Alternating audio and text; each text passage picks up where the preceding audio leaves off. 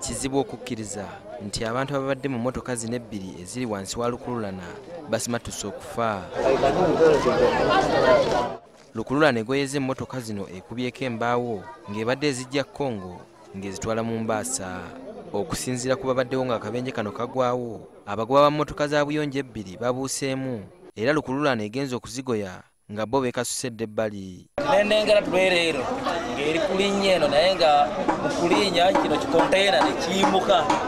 Kati mu kuyimuka ono atunda embaawo n'agamba kino kitwera kiri kugwa wano. Awo wenyini wekigendedde mpolampola ekigenda ne kigwa ku mmotoka eno nga kitanaba kugwa ku mmotoka eno nanyini mmotoka eno n'abuukamu n'ayimirira awo. Kiteeberezebwa nti owa trailer bw'abadde ava eri mu ICD ng'ayambuka yekubidde nnyo ku sayidi bano gye bapaakinze ne bamukulyatingira space. Kati engeri gye yekubidde obuzito engeri gyetise timba ne bubeera nga bwekubidde ku sayidi emu. Abatuuze bagamba nti oluguudo okubadde akabenje kano lufunda ate nga luli mu mbeera mbi nga baagala abakulira Town Council y'e Busia babeeko kye bakola okulongoosa embeera y'oluguudo. Ayo oluguudo luno lwe tulina lwalwaife lufunda ino.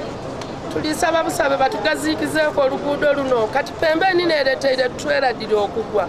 Ate okuva e Iganga abantu babiri bafiiriddewo loole bwetomedde bodaboda kwe babadde batambulira ne bagoya. Ababaddewo batubuulidde nti loole ebalumbye ebbali wa luguudo gye babadde basimbye ppiki ng'omugoba wa bodaboda ajjako omusaabaze gw'abadde atuusizza w'alaga. Banze didi kendi kubona owa piki n'abeera akulemberamu ow'emmotoka kali enuma era abanoonyeza kwene guno kw'abeetiire owa piki yamufuuwa yedda yagwa kwe.